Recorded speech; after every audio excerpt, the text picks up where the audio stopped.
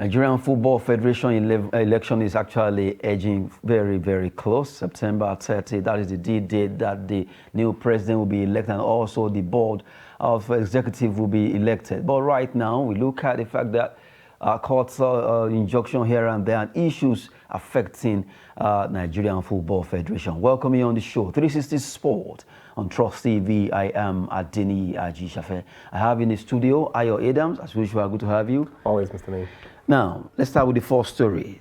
NFF elections. Shun sentiment, vote competent candidates. According to former NFF President Lulu, urges those vying for positions to actually shun sentiment. They should vote for competency now.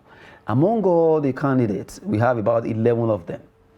And that's for presidency. We have board members who will be going for the executive position, all that. But the biggest one is the fact that the presidency is where a lot of people are looking at.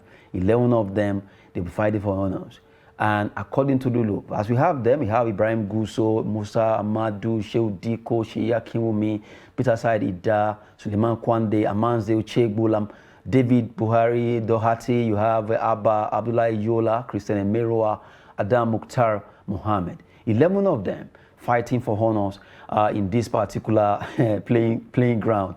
But from the way it is, according to Lulu saying, well, they should delegates should not go with sentiment, money politics should be dropped, go there, do your thing, pick the best candidate. We have them on the screen there from your own side. Even though we don't know who is the best, delegates will speak, because even if we know delegates will speak, and from the way it is, maybe Sonny Lulu has actually saying some things, and that's why he's calling for, okay, please do this thing with no sentiment. Just vote. Vote rightly. 11 of them. Well, he knows the terrain really well. He's been was there, yes. So he knows how the politics is being played, and the fact that we were going to have people, delegates who are going to be able to choose, sometimes it really does boggle my mind as to how and why we, sport fans, people who they're going to govern over, don't have a say in this matter. Because if you put out Nigerians who have actually felt the brunt and hurt of football in the country and ask us to pick our people, we will most definitely pick the right person, or at least be close, or our voice will be heard about who this person is supposed to be. But then some of these delegates who are picking, some of them you don't even know them. So then you don't even know their knowledge of sports. You don't even know if they are worthy enough to vote other people in, because you're asking yourself, you're putting somebody in a position to vote another person. The person you're putting in there, what's the knowledge? How does he know that this Mr. A or Mr. B is the right person to pick? Because they are almost all the same thing. Now, if you look at it this way, among the 11, we actually have about 4 or 5 that have been with Amaju Pinnick. Musa Ibrahim Gusso is from Zamfara, so that's Zamfara FA chairman. You have that's Sheya Kinwumi is the first vice president. Shehu Diko is the second vice president. And if you still look down, that's Suleiman Kwande is the Plateau FA chairman. Adam Mukhtar Mohammed is FCT FA chairman. That's 1, 2, 3, 4, 5 that have been with Amaju Pinnick. The rest, you can say, okay, they are football administrator. Musa Amadou was the former NFF general secretary. Abba Yola, former chairman, Kano Pillar, and also administrator. Christian Emeroa has been with CAF. David Doherty, Amanze Uchegbulam was formerly with the Sonny Lulu as vice president also. And you have Peter Said Ida, former player, former goalkeeper. And you look at, from the way it is, some Nigerians are saying, okay, if things were to be done right, none of the guys that have been with Amaju should come back. Why? If Amaju has been there for 8 years and you guys cannot or you couldn't advise or influence or add or make something that could at least change Nigerian football, and you are coming back, does it mean you were hiding some? The person actually mentioned 2 things. One, you were hiding some good information from your boss that could help him to succeed. 2, it means you guys betrayed him. Because you were together and nothing for 8 flourished. years. Nothing worked. And now you are coming that you have an agenda or you have something different that you want to offer. So I will start with the fact that very first thing is, when I look back to the 8 years, I honestly can't pinpoint one thing that this federation and this administration has done properly. It's been back and forth.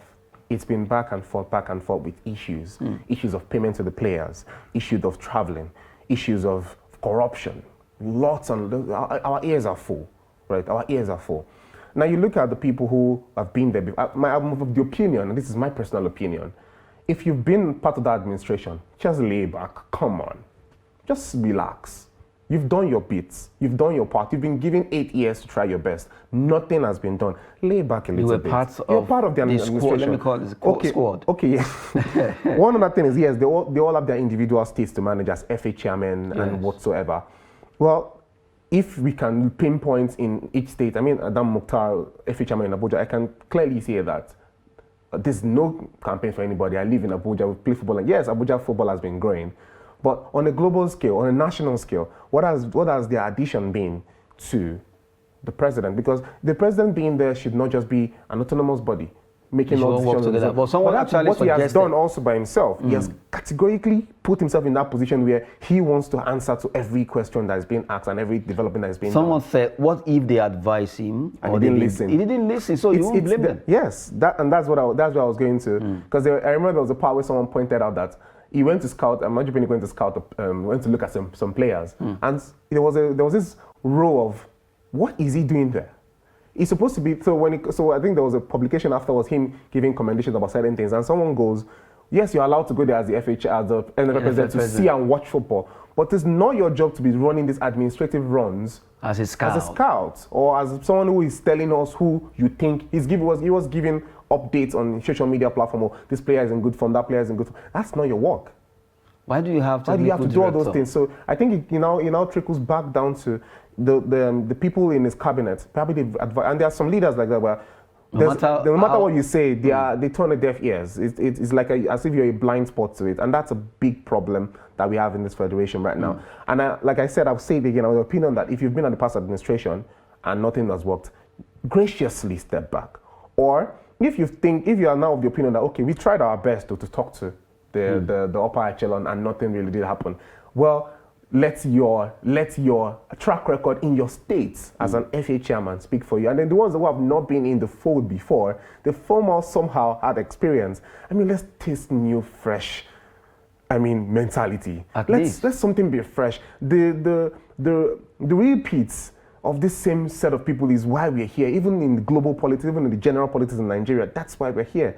Sports needs to flow, especially football. It's been the pinnacle of our existence in sport. Why have we not? I mean, and at the end of the day, if you don't get the right leader again, that's another big problem. Because you ask yourself, are we going to take a back seat when nations such as Egypt, Cameroon are thriving? Look at what kind of Samuel Eto'o is doing at Cameroon. It's exceptional.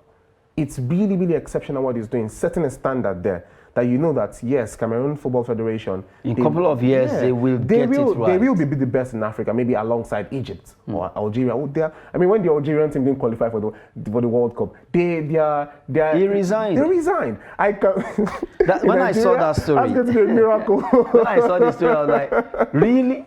Somebody in Africa, okay, just because, we couldn't make it to World Cup. This is a shame on me. Us. It's a thing. So the entire, I don't know, maybe the entire board. I think it was a board. And they left a couple of people in there just to keep running their affairs. And that shows that really they have integrity. Integrity, sportsmanship, and at the end of the day, they love the players. Because at the end of the day, they feel that we failed you as technical leaders. Let's step back with some people who have better ideas. And that's the whole thing about growing a brand, a project, a team. When you've understood that you've been given the time and leeway to do your thing, and you've not been able to deliver actual results, graciously bow back and let someone else do something better. Your name will keep being mentioned as people. Look at them. We are talking about them today because they were there as a symbol of integrity. That look, we didn't do so well, and we step back. In here, in our own locality, it's tussle. They still feel that a child that repeats a class should be given the opportunity. This is not primary or secondary school. This is national football, global football management. And they're failing at it woefully, honestly. So the new set of people coming in, the delegates, if they are watching, we plead to you, we are begging you, please help. Because honestly, if they don't choose right properly this time around, it's going to affect the next generation of football. And we can already see how we have talents. Enough talent. In fact, like talent. from the way it is, Nigeria is like the Brazil of the world football. Yeah.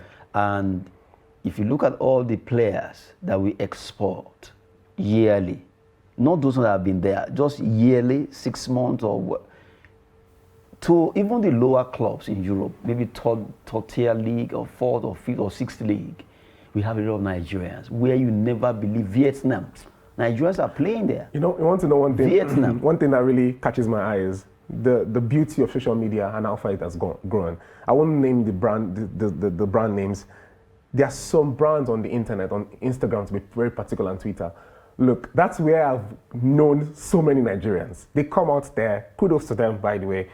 They just track these players down. And for some reason, you see a player that, this one is a Nigerian player. Yes. And then you go after as a journalist, you go and do your research and you find out they're actually remarkable players.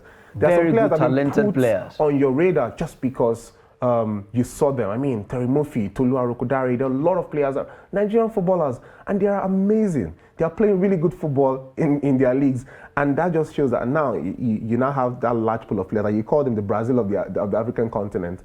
And you don't have people at the helm of affairs who can actually manage them properly. It's a waste. They just go to waste. I mean, now we can pinpoint back to you mentioned Rabiu the other time. You can pinpoint back to all those range of players. We had this range of players during that tenure when they came in. Where are they? There's no transition. There is no structure. There is no movement. If you look at the Brazil team, the Spanish team, the English team, the German team, there has been a metamorphication of teams from gradual process from 18s. Look at the Toni Kroos. We watched Toni Kroos play with our Nigerian boys and on that I can't remember the World Cup, the under World Cups, and look at them. They are still in the final team. That's shown the growth. Look at the players. They've been growing into the teams gradually. And Nigeria, the longest stretch you see a Nigerian player plays after a competition, they are gone. How can you keep a solid team when there is no mode of transition, when there is no line of transition, when these players know that if you play good here, we get to be promoted from 17 to 21 to 23 to the national team. And if you're exceptionally good from 17, you can just get picked and dropped in there. But that line of progression is not there. Once we finish with this role of players, thank you for your service. You carry them. Especially if they don't qualify or don't qualify for anything, you carry them. You dump another set in there all over again. We now start. We've always, and the thing about us, the reason we've not gone back to the grade is we always go back to the drawing board as opposed to just gradually shuffling. You pick out 2, 3, 4, dump in another 2, 3, 4. Thank you for bringing another set so they can come and impress. Look at the Spanish team. It was a gradual process. And there's one thing that we've lacked in the country. You see that conviction and that ability to say that, look, you guys are talented, but some people are way talented than you are. Easiest reference is the Spanish national team. There are some magnificent players that we know of that never fielded in that national team, that never played, that have not had 10 caps. And it's not because they were not good. They were really good. But there are some people who were just exceptionally good. Xavi, Iniesta, Busquets, Alonso. Who are you in midfield that you want to defeat that midfield? But in a situation like Nigeria, if you have this kind of players, for some reason, somebody will find a way to check them out and bring people who are underperformers. Well as good, but not as great. And that has been the hindrance. Shuffling. I can't remember the last time I can say this Nigerian team has tested the test of time and they are doing really well. They just go short-lived, they are gone. We've been talking concerning NFF elections, and right now it's actually getting so close. And well, if the election will be coming up, the delegates need to choose wisely. Coming from Sunny Lulu, why we delve into Nigerian football development, talking about how our star players, our talented players are wasting away everywhere across the world. You have them, but they couldn't just get it right at home when it comes to administration. Well, coming from Ayo Adams there, quickly let's talk about our ladies. The Flamingos will be going to the World Cup. October 11th, that's the D-Day, they will be playing, and they will be facing likes of New Zealand, Germany in their group. But right now, the coach says, well, they will be arriving in India next week so that they can actually get quickly acclimatized to the weather, food, and everything that has to do with India, and also get themselves prepared. The lady really did well qualifying. India, here we come, talking about the Flamingos of Nigeria, under 17 girls. Can they turn things around? Our under-20 ladies, Falconer, they traveled to Costa Rica. They fought hard, but they couldn't get to where we expected them to get to. But right now, our girls under 17, they want to go to the World Cup. And I've seen how they've done well during the qualifiers. Yeah. Now, India is the place to be, and they'll be moving next week. Well, first thing is kudos to the preparation. A lot of times, preparation are always backlacking. You know, a lot of times when it's time to go for a competition, that's when you hear all these silly complications, travel times, visas, and all those things. So, which still goes back to the administration. So, I mean, kudos to the fact that they've put a spin on it, and really good that they have to go on time, because the weather over there is quite harsher. So you have to go there. I mean, get comfortable the terrain. If you have to run a number of laps just so you can get used to the weather, how it is, the people, everything. Because you throughout the whole thing, it's a young tournament, so there's going to be a lot of running being done in the young tournament. And kudos to them. I actually watched their final game. Qualification game at the Moshood Abdullah Stadium here in Abuja. Yeah, and it was brilliant. I mean, it was brilliant. They did exceptionally well. I really liked how they played. They support each other, and they were really good. They have a really good setup. Honestly, they have a really good setup. And but finally, qualification is over. This is the real thing.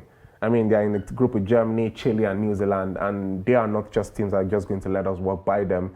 So we really have to show up. That we are that good enough to represent the continent at large. Also, the fact that, I mean, they should also take influence from their senior sisters who crashed out, but they did really well. So their group stages were quite exceptional. At least from crashing out at the Costa Rica World Cup, 4 of them were drafted to Super Falcons. That's it was a that's nice the beauty one of it. Coming from that's what Randy. we're talking about. That's the beauty of it. The fact that these players can progress.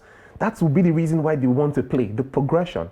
Them knowing that, wow, our efforts were not in vain. We played really well. Yes, we didn't win the World Cup. Yes, we didn't probably make the biggest headlines. But the fact that we went this far, and the fact that we have extracts now. Now, the remaining people inside those teams are the ones that are going to be drafted. Now, you can see the progression. 4 have gone into the Super Falcons. Automatically, the ones from this under 17 would automatically progress into this one. That's the easy progression that we're talking about.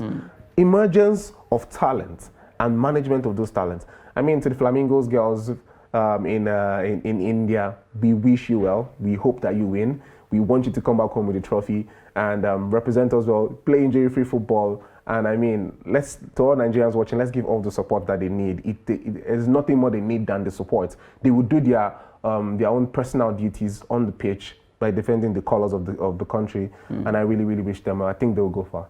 Wishing them all the best. Talking about Nigerian Flamingo under 17 ladies will be going to the World Cup next week. Probably they will be moving according to Coach Paolo Kire there. The entire squad have been fighting hard to see how they can fight soon the team ahead of the competition where they'll be facing Chile, New Zealand, and also Germany in their group. Well, it's going to be a tough one, but they can actually overcome that particular Herculean task that's been placed ahead of them. Wish them the best. Just the way they prosecute their games here, and they actually conquered all. We want them to conquer all the games that will be coming up and wish them the best. At least let's see how they will progress in this competition there. From the under-17 World Cup story, let's quickly talk about UEFA Nations League. Yeah, fixtures are here. Yeah, international break. A lot of matches will be coming up, friendly and all that. But let's look at the UEFA Nations League fixtures that we have for today. Well, Croatia, Denmark, big match there. I want to see Modric and who knows, Eriksen and all of them. Big match, a big one. Big one. And you can look at Croatia, Denmark. I can actually look at it as it's a very balanced game. Good teams showing their football history. The two teams, you just can't underrate them. And we never ever forget how Denmark dealt with us in 1998. And when we underrated them, we had to play them and we underrated them and we're looking ahead of them. But they came, they shocked us. The loud drop guys. Right now, France, Austria, another big one there. Alaba facing Mbappe, and you just have to look at that squad. Big one there. Coman, all of them are there. Kazakhstan, Belarus, Slovakia, Azerbaijan, Latvia, Moldova, Liechtenstein against Andorra, Wales, Belgium. That's Wales, that's Gareth Bale. You have to look at Belgium. Belgium really fantastic squad. Really fantastic. When you look at the names of the players, Eden, Torgan, Lukaku, you begin to think of Tillman, all of them. Witsel, they are all there. Aaron, and you have Poland against Netherlands, where you have Lewandowski against star-studded Netherlands, who really, they've really been surprising me. They have stars, always so good individually. Netherlands? But when it comes to achieving, collectively, they don't. Well, good one. Those are the matches that will be coming up. We'll be taking them 2 by 2. Let's start first of all with Croatia, Denmark. Croatia, Denmark, Ayo. Modric versus Eriksen. Big showdown. It's a big showdown between those two players. I mean, it's going to be really magnificent and amazing to see, to watch. And I mean, it's going to be another display of midfield maestro. You know, who can control the ball more in that midfield. We know Eriksen, whose comeback has been magnificent. And we know the maestro, 37 and still a maestro, Luka Modric, he just never wants to get old. He doesn't want to get old at all. It's going to be a really, really remarkable game to see. And also to see Eriksen come back playing. I mean, after the whole health issues he's had, coming back playing for his country in a really competitive game. Wait to see that. France versus Austria. That's another big one. France are losing close to like 9 players who are injured, and this team still seems very strong. Yes. I mean, you have the likes of Koundé, Dembele, Mbappe, Kamavinga, Chouameni. Wow. Their names alone can win matches. I mean, if names can win games. Yeah, they will win you games I remember that World Cup, 2002 World Cup. When you think of Argentina, the squad, oh my goodness, you'll be like, Batistuta, this and that. Their names alone. They were, in fact, I remember towards our World Cup, they were declared the strongest squad. Yeah, they were the strongest squad. You understand? Crespo, Batistuta, Veron, Sebastian, all of them. They were all there. Oh my goodness. Taking you but back. where did they get to? I mean, you can see football can be very funny. But really, we've been looking at UEFA Nations League and just talking about France, the French team, really star-studded, but never can take anything away from the Austrian team. They have also some talented players. So don't underrate Austria and just shock France. Although that will be happening in France. A big one there for France, Austria, Denmark, Croatia. Well, mention quickly, Kazakhstan, Belarus, Slovakia, Azerbaijan. Place them side by side. You can say it's balanced. Latvia, Moldova. Balance. Liechtenstein, Andorra, balance. But when it comes to Belgium, Wales, not balanced. It's really not about. First of all, you have the best midfielder in the world playing in that team, which is Kevin De Bruyne. I mean, he's going to be throwing in a lot of goals into the back. They're going to be missing Lukaku, who is still quite injured. So there's still Michy Batshuayi in there. There's Carrasco. And I mean, we mentioned Witsel. We mentioned Witsel. I mean, there's a lot of players in there. The Hazard brothers are still in there. It's just so much. Sometimes seriously, so much Belgium, they are names. star-studded. They have a lot. In fact, if you look at world ranking, if not that recently that Brazil were able to, they topped the world ranking for a long time. For a very long time. Belgium number one. And this might finally be their golden era. This probably might be the time that they have that large amount of talented players at a stretch, honestly. And we'll see how they pan. And then Poland versus Netherlands. That's Frankie de Jong and Memphis Depay versus their Lewandowski. Okay, going back to that fixtures again. Just remind them, Poland, Netherlands, it's a big game. Poland and Netherlands actually a very, very big game also to see. And the big gesture coming from Lewandowski saying he's going to be putting on the Ukrainian armband while he plays for Poland, just to commemorate and solidarity with the Ukrainians. But it's going to be a really big game there. And I mean, look at the man up there, really, really brilliant striker. So as good as he is, at times you found some footballers not coming from a nation that is very, very strong, and it's always very painful. Well, there are two things there are two players in this category. Lewandowski of his generation and then Erling Haaland of his generation. Seriously. So that's why they exceptionally have to prove themselves at the club side so they can be recognized. Because if you in comparison to Messi and Ronaldo, what happened with their country, Lewandowski doesn't come close. They've probably never even gone past the group stages in major competitions. But on the club side, he scored over 500 goals. So you can't even keep him out of the contention of being called. That's what Erling Haaland has done. Erling Haaland has a situation where he's being compared to Mbappe repeatedly. And now Mbappe will always play major competitions and has an edge over him. Erling Haaland's moving to Man City was a very strategic deal in the sense that you won't stop talking about him too. Good one there. Coming from Ayo, really, there are some nations that produce some star players, but the entire squad just lag behind. Looking at the likes of Idogo Johnson for Iceland then, how he did well with Chelsea. But, well, Iceland, you'll be wondering, how did it make it to Chelsea? That's football. Outstanding player. And not forgetting the like of Diego Forlan, outstanding for Uruguay. But at that time, Uruguay just couldn't get it right. Well, good one for all the footballers that have been playing football for their nation. Now, quickly before we go, Arsenal in talks with Eintracht Frankfurt on Jesper Lindstrom. Young player, move of £17 million in January. They will be gunning for him to get Jesper Lindstrom, £17 million. Would that happen? He's a very young boy. He's just 22.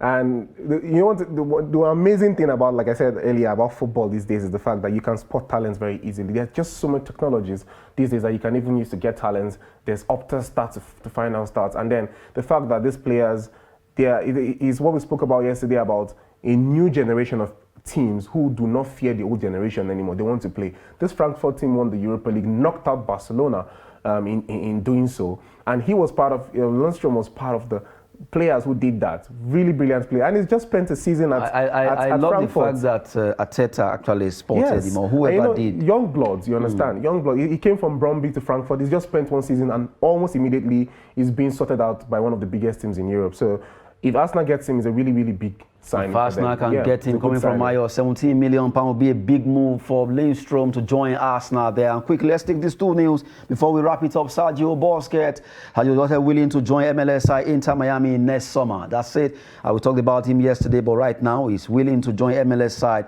Inter Miami. That actually being co-owned by David Beckham. And the last one says Celtic manager Angel Postecoglou says Leicester City not on my radar. Well, they've been actually trying to get a player, a coach that they will be signing. Well, from the way it is, even though they're going to sack Brendan Rodgers, they have to cover £10 million. But the man has spoken. Leicester is not in my radar.